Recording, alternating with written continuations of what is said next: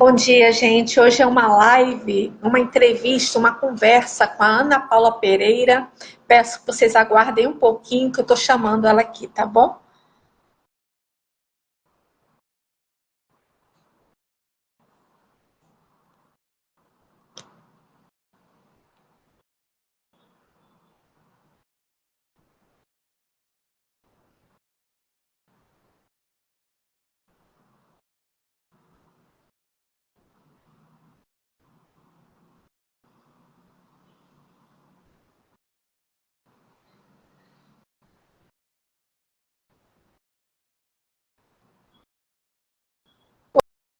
Oi, Ana Paula, mandei um convite para você, querida.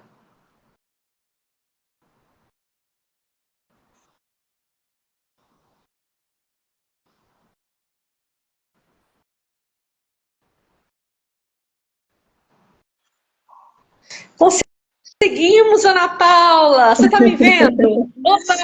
Eu não, eu não estou vendo. Você não está vendo? Eu estou vendo você Não. e Está aparecendo só a minha imagem. mas eu tô vendo você e eu acho que você tem que mexer em algum botãozinho, mas depois a gente vê isso. Se você estiver se vendo, é o mais Tá bom. importante. Tá Tá bom, minha ótimo. querida? Tá ótimo, Rê. Bom dia a todos que vão assistir esse vídeo, tá? Hoje é um dia muito especial. Hoje será uma conversa com uma colega de turma. O nome dela é Ana Paula Pereira, que é pedagoga, é empresária, casada, é mãe de duas crianças, do Luiz Antônio, de 13 anos, e da Antonella, de 3 anos. Eu conheci a Ana Paula num grupo de estudos em que fizemos juntas do livro da Tatiane de Andela, o livro Faça o Tempo Trabalhar para Você. E durante nossos encontros, a Ana Paula sempre compartilhava algum assunto mais pessoal. E eu falei assim, Ana, vamos fazer uma live juntas para falar sobre isso, porque esse assunto te toca muito. E como te toca como mãe, vai ajudar muitas outras pessoas que também tenham essas questões. Ana Paula, seja muito bem-vinda, minha querida. A live de hoje, a pedido da própria Ana Paula, em homenagem à Semana da Conscientização do Autismo. Né? Eu falei para a Ana Paula assim uma vez, Ana, você tem que gravar essas suas percepções como mãe, como educadora e postar nas redes sociais, no YouTube, para que alcance muitas pessoas. Seja muito bem-vinda, querida. Bom dia, Rê. Muito obrigada pelo convite, viu? Mas para iniciarmos essa nossa live, eu preciso passar passar as minhas experiências como mãe de uma criança com deficiência. É importante a gente fazer uma autodescrição, né? Porque aqui a gente não pode também deixar de falar de inclusão. Então, eu sou uma mulher morena, de cabelos castanhos, né, com olhos de cabelos castanhos, aplicação de luz, um pouquinho de loiro aqui, e tenho olhos pretos, voltando nos cabelos, cabelo um pouquinho abaixo do ombro. Eu estou usando uma blusa bege, o fundo aqui atrás é um branco meio que puxado para o cinza. Na verdade, acho que é a claridade que não está tão boa, mas assim, está um pouquinho mais escuro, puxado para o cinza. E esse tipo de apresentação, ela é importante porque ela promove, né, a inclusão, promove a acessibilidade. Então, já que nós vamos falar de inclusão, é importante aqui na live também fazer essa pequena descrição. Como você já disse, né, sou mãe do Luiz e da Antonella, daqui a pouquinho a Antonella faz 4 aninhos, e eu agradeço muito, é uma honra poder estar aqui e conversarmos, né, sobre este assunto, que principalmente aqui nas redes sociais, ela tem suscitado muitos debates, né, que é o autismo, e a gente também, falar de autismo, precisa falar de inclusão, e este mês de abril, dia 2 de abril, a gente comemorou a conscientização do autismo, porque isso é muito preciso. Eu acho que às vezes a gente acaba sendo até chato nas redes sociais, sabe? De tanto que fala sobre, Mas nós precisamos, é preciso falar de autismo, é preciso falar de conscientização. Nós vemos que estamos aí num mundo bem despreparado, as pessoas, né, parece, já existe o autismo desde muito tempo, mas agora que está focado, né, agora que está um tema muito forte, porque precisa muito ser falado, as pessoas precisam muito se conscientizar, para criar uma empatia, para podermos, né, viver uma sociedade de igualdade melhor. Sim, como você bem colocou assim, eu acho que existe há muito tempo o autismo, só que não tinha o cuidado da pesquisa, o cuidado de preparar os educadores, os pais, o emocional, e agora isso está vindo à tona porque os tempos são outros, né? A tecnologia chegou, a internet chegou, as pessoas com sede de estudo e pesquisa estão aí, querendo promover, facilitar o caminho das pessoas que passam por desafios, sabe? Ana, uma primeira pergunta, minha querida, como foi a sua reação inicial ao receber o diagnóstico do seu filho? Quais foram os seus pensamentos e emoções nesse momento? Olha, acho que quando a gente começa a falar sobre esse assunto, a gente começa a viver tudo de novo, começa a sentir, sabe?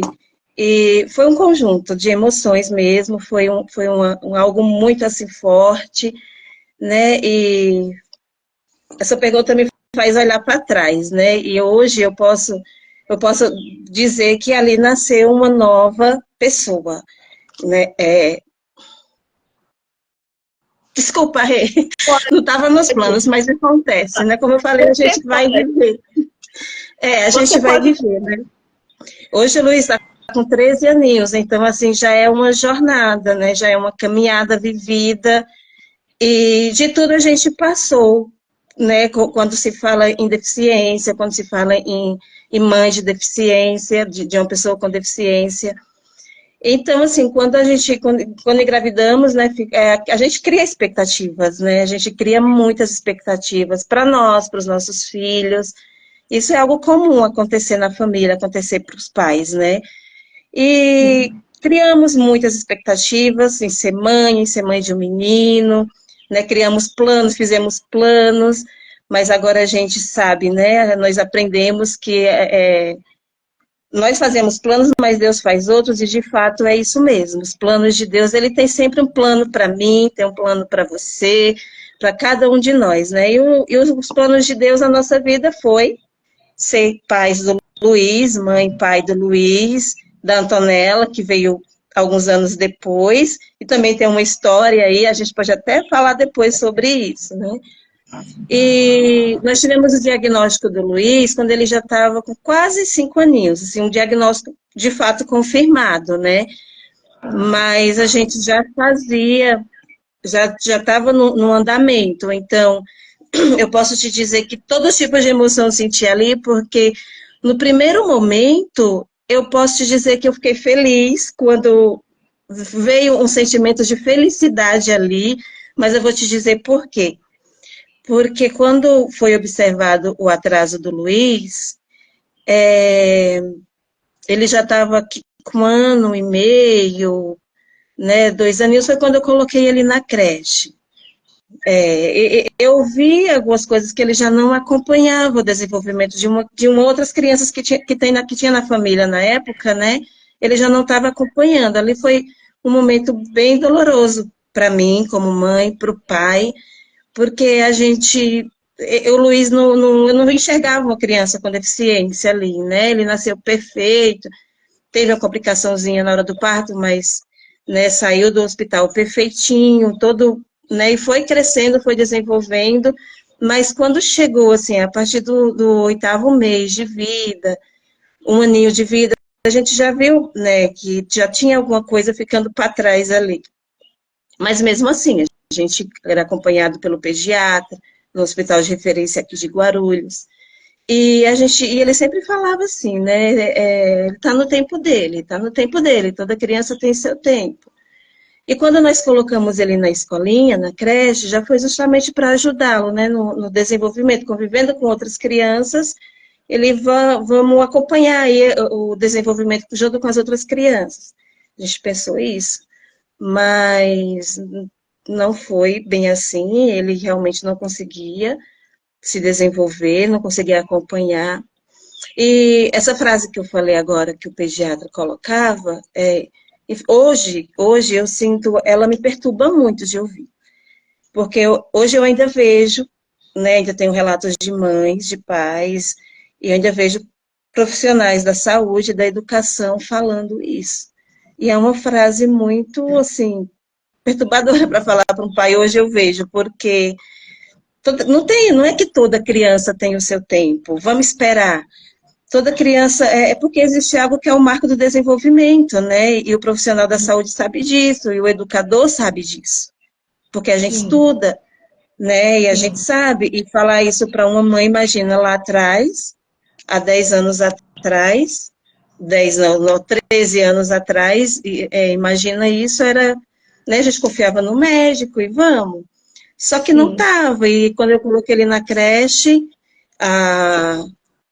tinha um psicopedagogo na sala que ficava com ele, e ele, cuidadosamente, com muito carinho, falava para mim, olha, mãe, consulta, procura outro médico, consulta outro médico, vamos ver, porque ele apresentava ali já os comportamentos de uma criança autista, né? E que, na verdade, o autismo entrou até mais para frente, a gente teve um diagnóstico dele fechado, quase que recente, digamos assim, porque quando tivemos a confirmação do diagnóstico do Luiz, que ele estava ali com quase 5 aninhos, saiu como uma síndrome do cromossomo 15, chamado na época de deleção cromossômica, é uma síndrome rara e é da genética, né? Então, o Luiz, eles falam que existe 2 grupos, né, assim, tipo aqueles que vêm da autista, que é da genética, autista que desenvolve mesmo. Então, o Luiz é da genética, né, lá na frente. Voltando um pouquinho atrás, depois a gente fala sobre isso, a síndrome. Então, assim, na época, nas emoções, por isso que eu te falo, ali, quando ele estava na creche, que os professores começaram a me chamar a atenção, como eu disse, com muito carinho, eles falavam comigo, e aos poucos eu fui entendendo, aí eu troquei de pediatra. Na primeira consulta da pediatra, quando a gente mudou de médico, ela já observou. E o Luiz já estava com 1 ano e meio, mais ou menos 1 ano e 8 meses, e ela já observou que alguma coisa não estava se encaixando ali, já encaminhou a gente para o neurologista, e daí então começou. Daí então começou a nossa pesquisa, a nossa busca para identificar, né, o porquê que o Luiz não estava se desenvolvendo, né, algumas características ali da síndrome mesmo já se fazia presente, a gente já conseguia enxergar, ela tem uma limitação na coordenação motora, então foi muito difícil para ele andar, né? Ele fazia alguns movimentos na mãozinha que tipo meio que atrofiava a mãozinha, e isso é uma característica da síndrome, né? Que nessa época ele tinha o quê? Não tinha nem 2 aninhos ainda completo, mas ali que a gente começou a pesquisar. Aí ele fez vários exames de genética, fez exames de genética que não acusava nada, dava tudo normal. E exames de imagem, né? Apesar de que, para o autismo, exames assim, de imagem, como eles falam, tomografia, eletrocefalograma. Nesse caso, eletrocefalograma, eu aprendi que é quando a criança tem sinais de epilepsia, né? Então, para detectar um autismo, não exatamente esses exames vai ser útil para o pai e para a mãe. Porque o autismo pode ser genético ou não, e mesmo que for genético, não tem exame nem hoje ainda comprovado isso. Eu estou contando essa historinha para você, para poder te dizer aonde que eu quero chegar, quando a gente soube a emoção, porque que eu falei que eu fiquei feliz naquele momento, e depois veio, tipo assim, um choque de realidade, né? Porque as características físicas do Luiz com relação à síndrome já estavam aparecendo, né? Aos pouquinhos ela foi aparecendo, conforme ele foi crescendo. E fisicamente os médicos, né, deduziram várias síndromes, e uma delas que eles falavam, tinha uns médicos que a gente passou, que eles já confirmavam, olha, o Luiz é portador dessa síndrome, era uma síndrome um pouquinho mais agressiva, sabe? Que me deixou muito preocupada. Na época, eu comecei a pesquisar, e eu fui pesquisar sobre essas síndromes, e me deixou muito, muito triste, né? Porque era algo que não tinha muita expectativa, sabe? Sim, Então, aquilo ali foi me perturbando muito.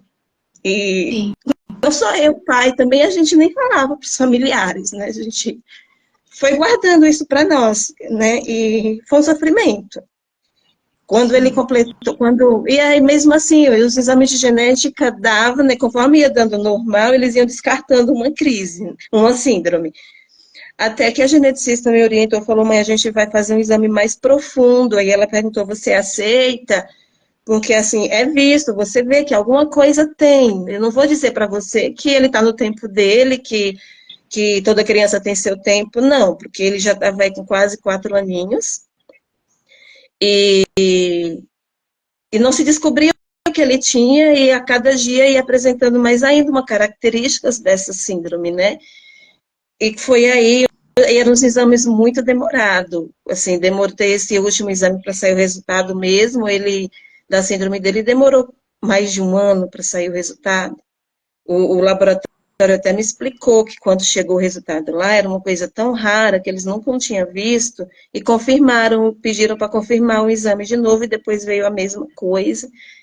E na época, né, não tinha nenhum nome assim preciso, porque é uma síndrome rara, eles usavam a numeração do cromossomo 15, é uma deleção no cromossomo 15, e conforme a geneticista foi me orientando, no dia que a gente foi receber o aconselhamento e que ela foi repassar o resultado daquele exame, eu só queria ouvir da boca dela, olha, ele não tem essa síndrome, que é aquela síndrome onde eles estavam suspeitando, né?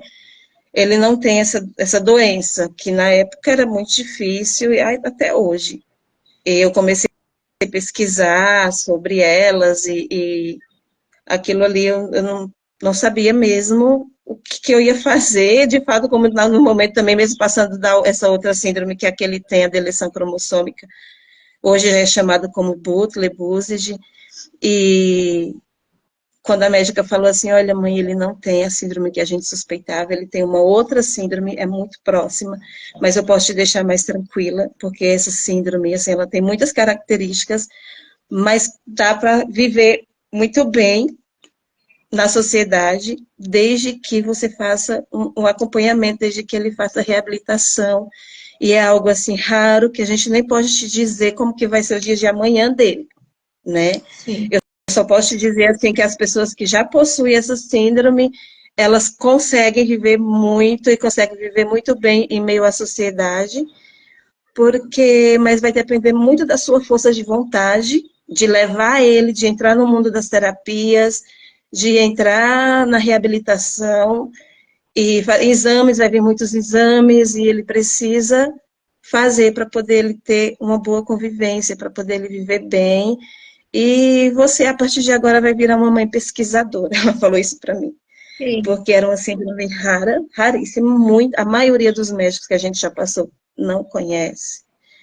E aí, nesse momento, a geneticista, ela me passou, né, alguns sites científicos para acompanhar as pesquisas.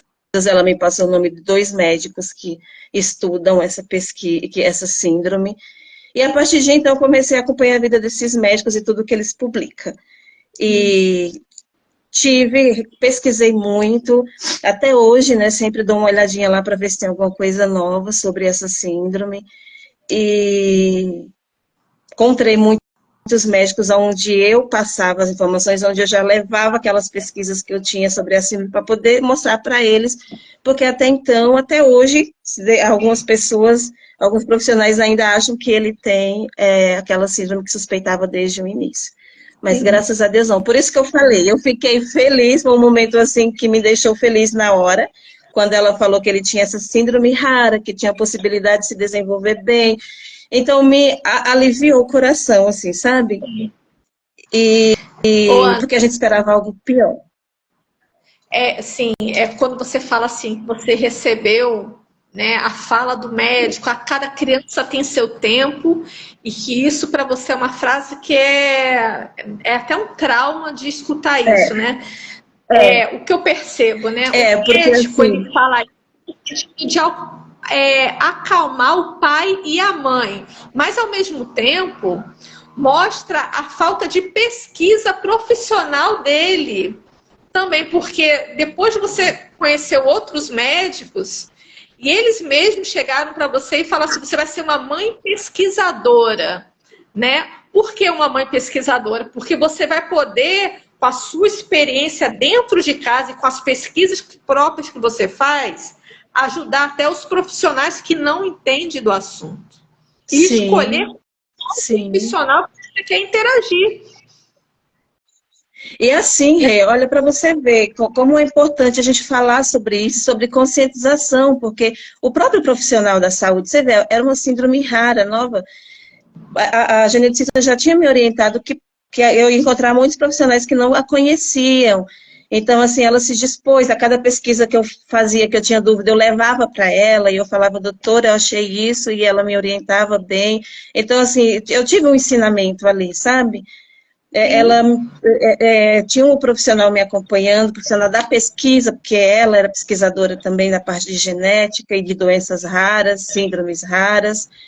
Então, assim, mas veja só você, foram feitos vários exames até então, porque e davam normal, mas eu via que não tinha, né? Então, assim, que tinha alguma coisa que não estava normal ali. E não me fez parar, sabe? Tipo, mas o exame deu normal, então ele não tem nada, eu não vou mais atrás. Mas eu via que ele tinha, assim, então eu fui atrás, fomos atrás e descobrimos e vimos a importância, porque o diagnóstico precoce, ele é fundamental. Veja só, ele Sim, influencia muito positivamente no desenvolvimento da criança. Como eu falei para sim. você lá atrás, ele já estava com as mãozinhas atrofiando. Então, Sim. assim, já tinha dificuldade na fala, ele apresentou dificuldade para andar. Então, ali, mesmo sem ter um laudo fechado, sem ter uma síndrome ou alguma coisa fechado, ele já estava em tratamento, né? A gente já, mesmo sem ter o laudo fechado, a gente já estava levando ele para fazer a reabilitação com fono, sabe, com terapeuta ocupacional, com fisioterapeuta. E hoje, que passados esses anos, eu vi o tanto que foi importante fazer isso. Porque aquele movimento das mãozinhas dele atrofiando, hoje já não tem mais. Aquela Sim. coordenação, né? Ele precisou trabalhar muito a coordenação motora grossa e a fina. Então, Aham. conforme foi fazendo a reabilitação, essa coordenação motora grossa, hoje posso dizer assim, que ela está 100% boa. Está se trabalhando muito a coordenação fina, que é assim, o movimento de pinça, sabe? Sim. Que é importante nas AVDs dele, nas atividades de vida diária, é importante para ele tomar banho sozinho, se vestir Sim. sozinho, se alimentar sozinho. Nossa, foi um sucesso para mim. Esses dias ele começou a comer de garfo e faca, sabe? Olha, Não que seja coisa de outro mundo, sabe? Ele tem muitas não, dificuldades nele, está se trabalhando. conquista. É uma Uma conquista. conquista. E é um trabalho de formiguinha, Renata. Veja só, hoje Sim. está com 13 anos. Lá atrás a Aham. gente começou, ele ia fazer 2 aninhos. Então, assim, você veja que já é uma caminhada, e assim, a cada dia uma conquista, mesmo que seja pequenininha, a gente comemora Sim. muito, porque Isso. poderia ele estar regredindo, sabe? Sempre regredindo, e graças a Deus ele está progredindo. Sim. Ô, Então, assim, Ana, é motivo de muita felicidade para mim isso, não é? com certeza muito. E eu, pelo pouco que eu conheci você nas nossas leituras, quando você fala do Luiz Antônio e você apresentou ele pra gente, né? Ele é cheio de luz, né? É uma bolinha de luz, Luiz Antônio. Dá gosto de você, dá vontade de abraçar, de beijar, de tanta fofura que ele é. Mas também o cuidado que você tem com ele, né? O teu amor. Eu lembro que você compartilhou com a gente, Ana, uma situação que você estava levando o seu filho para a escolinha e ele não estava mais querendo ir pela escola e você descobriu, através da observação, que era o trajeto que você pegava com o carro. Você Isso. lembra dessa história? Você pode compartilhar essa história com a gente? Lembro, eu compartilhei, a gente estava falando do teatro, né, da nossa outra colega, a Leila. Sim, isso. Não, foi uma história que você descobriu o porquê que ele não queria ir Isso, para a escola. Né? Você pode isso. compartilhar com a gente essa história? Ele tem muito medo de palhaço. Então, assim, ele tem medo de palhaço, animais pequenos, por exemplo, tudo que é da família de aves, ele realmente, a gente já tentou em terapia, já tentou apresentar, ter todo aquele cuidado de deixar ele conviver, né, com isso, mas para ele era difícil, então a gente viu que é uma coisa que talvez lá na frente ele venha superar isso, né? Que a gente ainda tenta, né, gente? Porque a gente tem que ensinar eles a viverem no mundo. Então, a Sim, gente ainda tenta mostrar com que ele perca esse medo, mas ele tinha muito medo. E aqui em São Paulo, nos semáforos, tem muito artistas de rua, né? E algumas vezes eles ficam. E estão sempre com o rostinho pintado, né? Aquele narizinho, nem que seja uma pintinha vermelha no nariz. Se você colocar uma pintinha vermelha no nariz, ele já não chega mais perto de você. Então, sim. e a gente encontrou outro dia no farol, no semáforo aqui, no trajeto para a escola, e o rapaz veio tentar brincar com ele, mas não teve sucesso. E eu, no momento eu não identifiquei, que no dia seguinte o Luiz já não queria mais ir para a escola, e ele ficou assim muitos dias sem ir para a escola. E ele não sei que se recusava sempre, e até eu descobri que foi por conta disso, porque eles não têm uma comunicação. Ele não tem uma comunicação muito boa ainda, né? Ele faz fono, ele já se comunica bem, forma frases, ele já está conseguindo interpretar algumas coisas, mas ele ainda tem um pouquinho de dificuldade na fala. Mas quando mexe nas emoções mesmo, ele não fala. Assim, não Sim. fala, ele se comunica, ele não fala o motivo que eu falo, né? Porque o que aconteceu que ele está agindo daquele jeito. Ele não consegue manifestar. Sim. Aí você descobriu indo para a escola que eram os palhaços no semáforo e você começou a pegar um outro caminho, não foi isso? Com o carro? Para ele não Precisei. ficar Precisei muito fazer legal. outro trajeto, e mesmo assim já ainda mexeu com as emoções dele, ainda foi um pouquinho difícil no começo, por causa da questão da rotina, né? A gente sempre faz o mesmo caminho, e quando a gente muda, tem uma questão aí, que é a mudança da rotina, e ele conhece bem, sabe? Essa necessidade dele conhecer, ele sabe todo o trajeto, e quando eu mudo, o trajeto assim, do nosso destino, às vezes ele entra em crise e para controlar é um pouquinho mais difícil. Sim. Ô, Ana, sobre a aceitação e a adaptação, como vocês lidaram com o processo de aceitar e adaptar-se à deficiência do seu filho ao longo do tempo? Olha, Rê, a gente precisou, sabe, se adaptar mesmo, o trabalho, né? Eu já não conseguia sair para trabalhar mais fora, e o meu esposo, na época, ele trabalhava em CLT, logo depois ele, né, já começou ele saiu da empresa onde trabalhava, começou a trabalhar como autônomo, porque assim, ele precisava sair muito, às vezes, comigo, porque alguns exames que o Luiz precisava fazer era muito longe. Na época eu não dirigia, então, para sair com ele também era difícil pegar de transporte público, porque ônibus sempre muito cheio. Na época não tinha Uber, para facilitar um pouquinho, então era ir de ônibus mesmo. Então, metrô ele chorava muito, e o barulho, na hora que entrava no metrô, ele entrava chorando, saía chorando, para acalmar era bem difícil. Por causa da movimentação de gente, o barulho, né, era muito forte. Então, meu esposo saiu também do trabalho dele de CLT e abrimos, né, uma empresa pequena, uma microempresa, para trabalharmos no ramo da construção civil.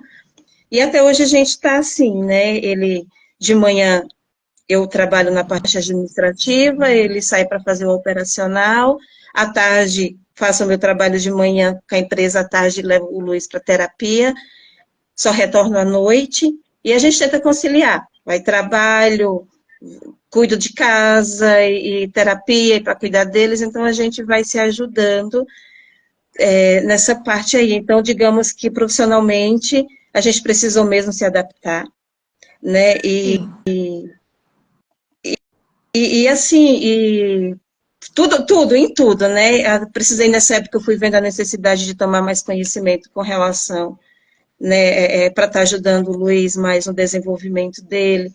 E aí eu vi aquela necessidade de dirigir, fui aprender a dirigir, e que eu não podia também ficar na dependência do meu esposo. E perdi o medo aí de dirigir um carro, hoje, né, onde eu preciso ir com ele para fazer algum tratamento, eu vou. E fui vendo aquela necessidade de conhecer um pouquinho mais sobre o tratamento. Aí entrei numa faculdade, foi quando eu fiz o curso de pedagogia. Tudo Sim. isso, né? Tudo a gente foi se adaptando conforme vai surgindo as nossas necessidades, né? E graças a Deus, e de uma forma que dê para cuidar dele, né? Que dê para trabalhar. E essa rotina, assim, bem corrida. Sim. E quais foram os maiores desafios emocionais que você enfrentou durante esse processo? Rê, hoje eu posso te dizer assim, com bastante propriedade, bem tranquila, né, já tenho uma maturidade com relação a isso, depois de ter passado por muitas coisas, eu acho que o preconceito, sabe? O Sim. preconceito que existe na sociedade e o preconceito da minha própria cabeça, né? Não que eu Sim. seja assim, uma pessoa preconceituosa de ver, não, isso não. Graças a Deus, né? Não tenho isso, mas o preconceito que eu falo, assim, é com as pessoas. No primeiro momento, quando a gente começou a viver isso, foi uma revolução ali na nossa vida, né? A gente que trabalhava, saía para trabalhar todo dia, e de repente ter que mudar toda a rotina, né? Para poder cuidar do filho. Então, assim, a cabeça da gente, a gente cria muitas coisas, né? Aquela Uhum. coisa assim, antes eu falava, nossa, eu estou vivendo em outro mundo. Esse não é o meu mundo. E assim, eu de fato me achava que eu estava em outra dimensão, sabe? E parecia que todo Sim. mundo olhava para mim, uns com dó, outros, opa, estou com preconceito, outros assim, eu não vou chegar perto. Ai, Sim. as mães às vezes não deixavam os filhos deles ficar perto do meu, porque achava que ele ia bater, e falava para os filhos, só sai de perto que ele vai bater em você. E, e, Sim. e você viu, Luiz, como ele é amoroso? Ele é assim. Sim. É um Uma das doce. características, uma das características da síndrome que ele carrega é o comportamento feliz, olha só. Ele vai ter esse É. comportamento feliz, mesmo no dia que ele esteja triste, ele vai estar com comportamento feliz. Isso é geneticamente Sim. comprovado. Sim. Então, assim, tudo isso, mas eu vi, assim, que a falta do conhecimento, né? Hoje eu vejo que muitas palavras que chegaram até a mim lançadas para ele e que eu estava me excluindo de tudo, né? Eu estava me fechando, na verdade, Sim. para a sociedade, para todos, porque as coisas que eu ouvi eram muito tristes, assim. Essa frase mesmo de dizer, olha, não deixa teu filho, não vai para perto do Luiz que ele vai bater em você. Estava isolando Sim. ele. Tipo, a Sim. escola, o trajeto da escola, que foi muito difícil achar uma escola, é muito difícil fazer inclusão. A gente já matriculamos ele numa escola, começou no público, foi para o particular, mudou de escola particular, porque as escolas não aceitavam. Teve uma particular que deixou ele, ficou o ano inteiro, e foi assim, uma perturbação, foi muito difícil para mim, porque praticamente todos os dias eu tinha que ir na escola.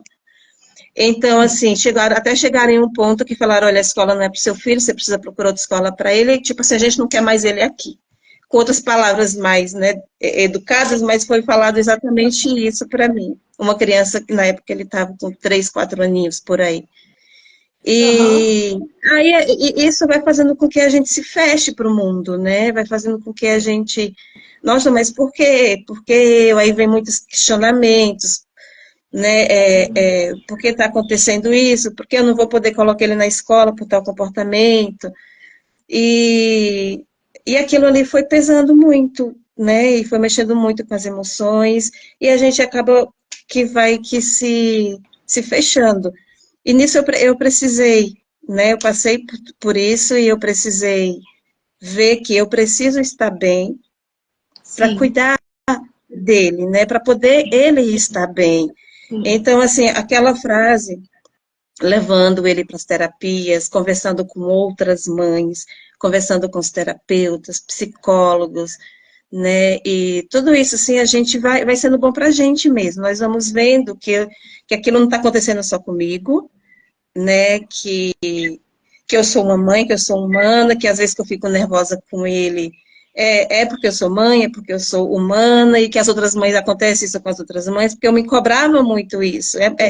Quando ele entrava em crise, a gente sem saber por que, que ele estava agindo daquele jeito, de muito choro, de muita rebeldia ali, e a Sim. gente não entendia, não tinha conhecimento, né? Então, assim, eu também seria injusto hoje eu cobrar das outras pessoas também, né, que esse conhecimento, porque eu vejo que muita gente não tem conhecimento, não sabe lidar, então lidar com essa situação do ver tudo como preconceito, né, não está certo também, existe sim o preconceito, existe, mas a gente às vezes cria na nossa própria cabeça, sabe? É, Às vezes, sabe o que eu acho, Ana? Se você me permite, o preconceito mostra nossa ignorância. A gente ignora que existe uma questão que precisa ser pesquisada, estudada, avaliada com muito respeito. Então, as pessoas têm preconceito daquilo que elas desconhecem, né? Mas quando a gente pesquisa, quando a gente começa a descobrir o universo de como é aquela pessoa, a gente passa a se encantar, a respeitar. É como você falou, cada conquista do Luiz Antônio, agora ele está comendo de garfo e faca, sabe? E tomar banho sozinho, e se vestir, escolher as roupas que ele gosta, sabe? Essas conquistas, elas são muito satisfatórias, né? As pessoas elas desconhecem, quem tem o preconceito, o trabalho que os educadores, que os cuidadores têm com aquela pessoa que está ali, né? sim. Ô, Rê, deixa eu só esclarecer umas coisinhas que eu acho que ficou para trás, quando eu falei que a gente descobriu a síndrome do Luiz, né? E ele tinha muitos comportamentos, muitas características também do autismo, e ele fez lá atrás, depois que a gente teve o diagnóstico da síndrome, devido a essas características que ele tinha do autismo, tem, né? Aí a gente levou ele para fazer a avaliação neuropsicológica, ele fez acho que uns 3 avaliações, né, isso quando ele estava por volta dos 5, 6 aninhos, e foi descartado nessas avaliações o autismo, Sim. mas ele tinha muitas coisas, e aquilo ali não me contentou, sabe, na época, eu falei, gente, mas não é possível, eu converso com pais, eu converso com as mães, todos os dias, eu vivo, né, a minha tarde inteira dentro de uma clínica de reabilitação, onde tem autistas de todos os suportes, 1, 2 e 3, crianças P6, né, e eu falei, não, preciso que o Luiz faça uma outra avaliação neuropsicológica, porque ele tem, muito forte, né, as características do autismo nele, e desde pequenininho se observavam muitas coisinhas ali, né, e mesmo dando negativo, porque assim, parecia que os profissionais da saúde, como o Luiz tem a síndrome, ele não tinha o autismo, é só a síndrome, as características eram da síndrome, né, Sim. e vale ressaltar também que essa síndrome, ela é genética, está na minha genética, depois que confirmou o exame dele, né, a gente fez pesquisa também genética, e eu e o pai descobrimos que estava em mim. Eu tenho uma irmã também com essa mesma genética, e ela também tem autismo, e eu posso falar propriamente da gente que tem exames já prontos confirmados, né, apesar de que ela não se manifestou em mim, né, não tem as características da síndrome, vem a manifestar no meu filho, e possivelmente numa segunda filha. Isso eu tinha muito medo de ter a Antonella, mesmo querendo muito, queria muito ter um segundo filho, mas eu tinha muito medo, porque a chance era grande dela vir com a deficiência, né? Mas Sim. graças a Deus não tem, e ela está desenvolvendo bem como uma criança típica, né, em todas as suas atividades. Mas aí, voltando, com relação a isso, das avaliações neuropsicológicas, e o Luiz já estava sendo acompanhado numa clínica, né, multidisciplinar, de reabilitação multidisciplinar. Então, ele já tinha fono, terapeuta, terapeuta ocupacional, fisioterapia, tudo que ele precisava para o desenvolvimento dele. E com toda essa reabilitação, aos pouquinhos a mão dele não deixou aquele movimento de atrofiação, essas coisas todas. E nisso, toda a equipe, junto com a neuropsicopedagoga, avaliaram ele de novo, né? Com mais cuidado. Aí já eram outras, já são em outra clínica, outra equipe de profissionais já especializados na ciência ABA, e outros na neurologia mesmo. E o Luiz aí, ele foi diagnosticado, sim, com TEA, de suporte 3. Então, sim, assim, mesmo antes de ter toda essa confirmação, ele já fazia o tratamento, né? Sim. E isso faz com que ele se desenvolva bem. E você tinha feito a última pergunta, eu acho que eu fugi um pouquinho. A pergunta 4 é como vocês lidam com possíveis diferenças de opinião ou a estratégia de enfrentamento dentro da família? Ah, sim. Isso aí era o que eu queria te dizer. Então, como já tenho outras pessoas na família com TEA, né, com deficiência física também, mas mesmo assim, aqueles que são mais próximos, posso te dizer que hoje eu vejo assim, eu sempre vi todo carinho, apoio. Nós somos em 9 irmãos, né? Em 9 irmãos, então é uma família grande. Minha família é muito grande, sou família de nordestino, e lá tem até gente aí, ó, agora entrou a minha comadre, a Rayane, minha prima, e eu vi que a Camila também estava aí, que são minhas primas. É uma família muito grande, graças a Deus, e graças a Deus eu tenho o apoio, sabe? Meus irmãos me ajudam muito com o Luiz, minhas cunhadas, né? Minha mãe que está aqui do lado também, meu pai, todo mundo. E assim, eu não privei o Luiz, sabe? Da sociedade, não mesmo. Hoje eu posso dizer que eu fiquei um momento meio que em pensamentos privados, sabe? Até abrir a minha mente, a minha cabeça, e ver que muita coisa estava aqui, né? E que eu precisava também cuidar de mim, precisava também cuidar da minha cabeça, das minhas emoções, para poder cuidar dele. Então, assim, muitas coisas eu via como a pessoa, por exemplo, não me chama mais para as festas dele por conta do meu filho. E não era bem assim, mas na época eu pensava assim. E hoje eu vejo que não é. Pode até existir, como eu disse, que existe preconceitos na sociedade, existe sim, mas muitas vezes a gente precisa ver se também está na nossa própria cabeça, né? Que a gente está vendo que aquela pessoa está olhando para a gente com preconceito. Sim. E não é, às vezes não é. E como você colocou muito bem, né? Se a mulher cai, a casa inteira desanda, né? Se a mulher deixa de se cuidar, de olhar para ela, de se colocar como prioridade, ela não vai conseguir dar conta do recado. Sim. Não vai, porque os filhos vão sentir que aquela mãe não se cuida, que aquela mãe não está em paz com ela. As crianças sentem de primeira. Isso quem é pai, quem é educador, quem é professor, a gente sabe que se a gente se descuida, a nossa frequência vibratória, a gente pode falar assim, porque a Tatiane Deandro, ela fala muito sobre isso, ela reverbera, o outro sente também. Né? Então, muito bonito o que você falou, assim, eu precisei me cuidar da minha cabeça, cuidar de mim, para poder cuidar do Luiz Antônio e agora da pequena Antonella, né? E as pessoas não tem, muitas delas não têm essa informação, sabe, Ana? É verdade. Elas se voltam muito para os filhos e elas esquecem delas como mulher, sabe? A mulher dentro dela, elas acabam negligenciando esse cuidado, né? E daqui a pouco elas se sentem sobrecarregadas, se sentem extremamente estressadas, chorosas, muito tristes. E aí, como é que elas vão conseguir, né, levar adiante a tarefa delas?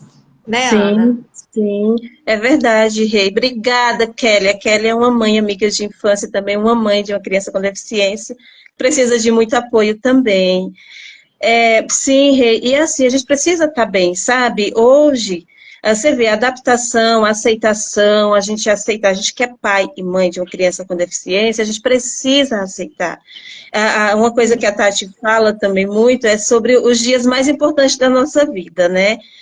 E Aham. de fato, o primeiro dia mais importante da minha vida, e o segundo também é o dia que eu nasci, né? E o segundo Sim, dia é o dia que eu descobri por que eu nasci, né? sim, E, de fato, realmente, a gente começa a enxergar o mundo com outros olhos, com um olhar de carinho, de respeito, a maturidade, né? E o cuidado que a gente vai ter com a gente mesma e com o outro, né? A gente sim, precisa ter esse olhar. E isso, quando a gente começa a perceber, olha, agora eu estou fazendo isso, não tem nada me segurando e nada me limitando, é porque sim, eu estou bem e eu estou aceitando, assim, é uma sim, missão que a gente é uma missão que a gente recebe e a gente descobrir essa missão, aceitar, né, essa missão, é muito bom para o nosso espiritual, é muito bom para a outra pessoa que está aqui do nosso lado.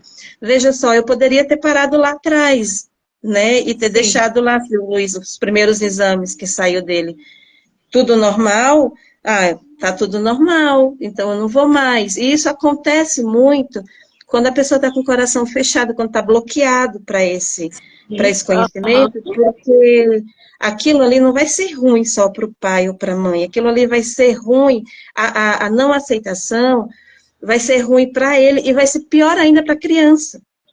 Porque Sim, se ela não enxerga que a criança tem uma limitação, que a criança tem uma deficiência, se ela não enxerga isso, se a mãe ou o pai não observar isso, ela não vai procurar, né, uma ajuda. Ela não vai sim, procurar levar a criança para uma reabilitação, né? Às vezes eu falo isso que muitos casos hoje, né, tem que os pais aceitam, os pais veem, enxergam aquilo ali, sabe que precisa, e às vezes não vai por conta de condições mesmo, né? Quando não tem uma condição física ou financeira mesmo para estar indo atrás daquilo que mais, né, o filho necessita. A gente sabe, nós é, temos um atendimento muito ruim hoje pelo SUS para as nossas crianças e pode falar, Rê. Ana Paula, a importância da gente ter, como cuidadores, o espírito de investigação, né? De curiosidade, Sim, aquela curiosidade positiva. Porque se você tivesse acreditado naquele primeiro diagnóstico, mas parecia que tinha um anjinho assim atrás de você, vai em outro médico, pô, pesquisa melhor, procura saber mais a fundo. Se não fosse essa sua curiosidade, essa sua vontade de ir além, você não teria o diagnóstico correto. Mas você teve isso é muito bonito. sim, sim, Rê, assim, a gente foi hoje, ele está bem amparado com relação à reabilitação, a gente tem muita dificuldade, é um caminho, né, não dá para falar assim numa live.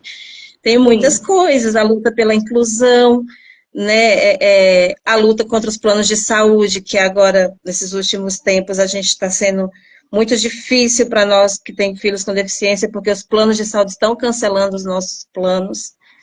Eu passei sim, por isso aí também, graças a sim, Deus resolveu, mas, por exemplo, eu tenho amigas aqui, eu não posso deixar de citar isso, né?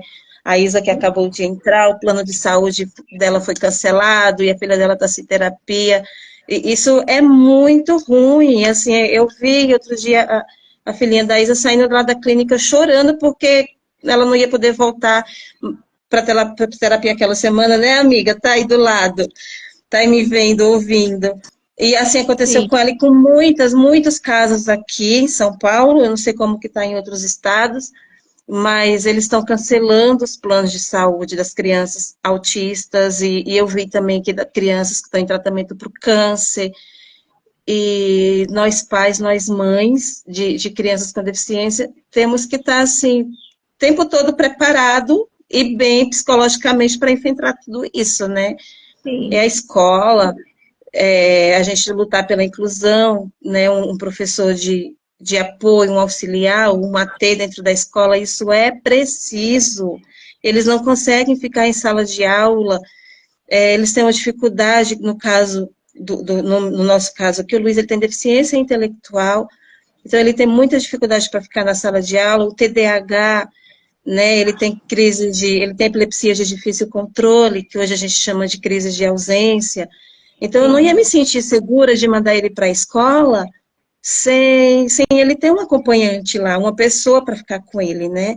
E aí também faz parte da luta, fui atrás, consegui através da rede pública, ele hoje está na escola pública, mas tudo isso é luta, né? A gente não pode desistir. E as coisas, a gente sabe, dificulta, tem muita dificuldade, nós temos muita dificuldade para conseguir o que é de direito deles, né? Porque a gente tem uma Constituição que garante o direito deles, mas temos que ir à luta, infelizmente. Ana, eu quero que você deixe 3 mensagens para a gente finalizar o nosso encontro de hoje. Primeira mensagem que eu queria que você falasse, hoje, de acordo com aquilo que você observa, o que é de mais urgente ser colocado para atender às necessidades das crianças e os jovens autistas e também os pais dessas crianças. Hoje, o que é de mais urgente, o que precisa ser colocado para atender o maior número de pessoas possíveis? Olha, eu acho que fazer com que as leis de amparo às pessoas com deficiência sejam cumpridas, sabe? Na saúde, na educação, principalmente, que a gente não precise ter que pagar advogado para entrar, né, com um pedido para os nossos filhos ter uma professora auxiliar na sala com ele, porque isso está na lei de inclusão da pessoa com deficiência, que isso seja cumprido, e eu falo isso para a educação, para o público, na saúde também, gente. Olha, as nossas crianças, eles não têm terapia na rede pública, é escassez. Ontem à noite, uma mãe estava aqui comigo desesperada, porque ela precisa de um diagnóstico para o filho, para dar andamento no tratamento, e ele não tem um neurologista na rede pública para atender essa criança, não tem um psiquiatra, porque os laudos, eles só são aceitos se for de um psiquiatra ou de um neurologista, né? Então, as mães precisam desse laudo, desse diagnóstico, para poder dar andamento no tratamento, também é uma coisa mais oficial. E a gente não tem, é escasso, está muito difícil. E agora os planos de saúde, eles precisam se conscientizar, o governo fazer a sua parte, fazer com que eles façam cumprir, né, com os planos, que não cancelem mais esses planos de saúde, né, eles precisam tomar essa consciência. As crianças, elas precisam estar na escola. Um tempo que o Luiz ficou sem ir para a escola, ele me pediu chorando que queria ir para a escola, né, e eu não me sentia segura de mandar ele para a escola, ele com crise de ausência, ele com dificuldade para ficar dentro de uma sala de aula, acompanhar as outras crianças, né, nas atividades da área comum da escola. Então, eu não me sentia segura com isso. Escolas que não têm acessibilidade nenhuma, sim, escolas com muita escada, elevador quebrado, isso aí não é acessível para nenhuma criança, né? Ele anda perfeitamente, assim, perfeitamente, digamos, né, entre aspas, ele tem uma condição na visão e a coordenação motora dele não é boa, então, assim, ele cai muito, né? Precisa de um cuidado aí na hora do caminhar, do andar, mas quem vai se sentir seguro de mandar um filho para a escola, mesmo ele querendo ir, mesmo, porque é importante para eles a escola, né? Conviver com crianças da idade deles, ter esse meio aí na sociedade, né? A gente não pode. E é isso e o que eu quero falar para a educação e para a saúde é isso, que a gente precisa de suporte. De muito suporte, que seja, se for cumprido o que está na lei, o que já é o suficiente, eu acredito, né? Agora a gente está fazendo campanha, vocês verem muito na rede social, o Homologa Camilo, né? É uma equipe aí de profissionais que tem pesquisas científicas comprovadas com relação à ciência ABA, querendo trazer a ciência ABA para a educação, né, para as escolas públicas. Então, a gente está nessa luta aí, porque a ciência ABA ela é muito bom, ajuda muito no desenvolvimento, é comprovado isso, né? O Luiz faz a reabilitação dele dentro da ciência ABA, e eu sei qual que é a diferença, né? Como que está o desenvolvimento dele. E que bom seria se todas as crianças tivessem condições, né, de já entrar na escola, já entrar com esse olhar, com esse atendimento. Aos professores, né, que tenham interesse pelos nossos filhos, de modo especial aos professores que procurem formação. Vocês precisam, gente, ter formação. E tem, o MEC oferece formação. Tirem um tempinho, eu sei que a vida é bem corrida, alguns professores falam que não dá tempo, né? Trabalha demais, trabalha em 2 escolas, quando que eu vou fazer essa formação? Mas é rápido, às vezes é formação rápidas, para vocês, seria muito bom, é um conhecimento. E cuidem dos nossos pequenos na escola. Eu sei que vocês cuidam, mas vejam com esse olhar, procurem fazer formação, né, para pessoas, para cuidar das nossas crianças com deficiência nas escolas. Vocês vão ver como vai ser maravilhoso para o seu currículo, para o seu conhecimento. E para os pais, eu quero, de modo muito carinhosamente, falar para os pais, né, que não desistam dos seus filhos, que lutem pelos seus filhos, lutem, lutem mesmo, porque eles são capazes de tanta coisa, vocês não imaginam. Sim. A gente não imagina, eu não imagino até onde vai a capacidade do Luiz, sabe, com toda aquela dificuldade que a gente teve lá atrás, e ainda tem, né, ainda tem. A gente, cada dia é uma novidade, então, assim, mas quando a gente aceita a deficiência do nosso filho, isso é maravilhosamente bem para nós, para podermos, que a gente aceita se cuidar, a gente aceita cuidar deles, né? E a gente vai observando que o mundo não é esse bicho de 7 cabeças que a gente acha que é, não. Tem muita gente que nos apoia, tem muita gente que nos ajuda, né? Quando a gente nossa, gente da gente, né? O que falta o apoio mesmo aí é dos nossos políticos para se conscientizar e ajudar nós, pais e mães, né? Eu não posso deixar de falar sobre o decreto que saiu agora pelo governador de São Paulo, saiu, acho que foi antes de ontem, né, onde lá diz que ele autoriza o pai ou a mãe ou alguém da família a ficar na escola com a criança. Eu autorizo que vocês contratem um professor, um auxiliar, um acompanhante terapêutico para ficar com a criança na escola. Ótimo, ótimo, né? Mas qual é o pai e a mãe que trabalha fora, que consegue ficar dentro da escola com o filho? Quem são os pais e mães que têm uma situação financeira boa, que pode pagar um acompanhante terapêutico para o filho na escola? É muito importante. É muito importante o que você está colocando, porque essa live vai ser assistida por muitas pessoas, tá? E tem muitas pessoas que têm vontade de fazer trabalhos filantrópicos para atender aquilo em que não está sendo preenchido, as necessidades que não estão sendo preenchidas no momento, né? Então, essas pessoas que têm vontade de fazer o caminho da filantropia, né, um trabalho maravilhoso que ajuda tanta gente, para elas olharem com olhos com mais carinho para as crianças e os jovens que são autistas e os cuidadores dessas crianças, né? Sim. Porque não é um lado. Existem muitas alminhas que estão encarnando como autistas. Então, a gente tem que olhar com mais carinho hoje nisso, né? Ver o desenvolvimento deles, o cuidado dessa mãe com ela, sabe? Os tratamentos terapêuticos dessa mãe cuidadora, dessa mãe pesquisadora, como é o caso da Ana Paula. Essa mulher tem que estar muito bem com ela para poder dar conta da missão dela. Quanto melhor essa mãe tiver com ela, essa mulher estiver sendo bem cuidada por si própria, melhor mãe, melhor esposa ela vai ser. Sim. Né? Minha querida, muito obrigada por essa live de hoje. Só lembrando que a Ana Paula, ela é aluna como eu do curso da VPO, Vivendo de Palestras, da Tatiane De Andela, só que a Ana Paula já faz palestras. Ela já faz palestras na igreja que ela frequenta, ela já tem um trabalho, você vê o jeitinho cheio de amor da Ana Paula?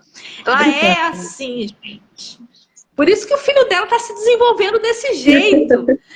Uma mãe maravilhosa, uma amiga muito legal, Ana Paula, obrigada pela sua participação, tá? E a gente se vê. Obrigada a todos que tiveram presente. Essa live vai ficar aqui gravada para a gente acompanhar sempre que precisar. E, por favor, compartilhem essa live com o máximo de pessoas possíveis.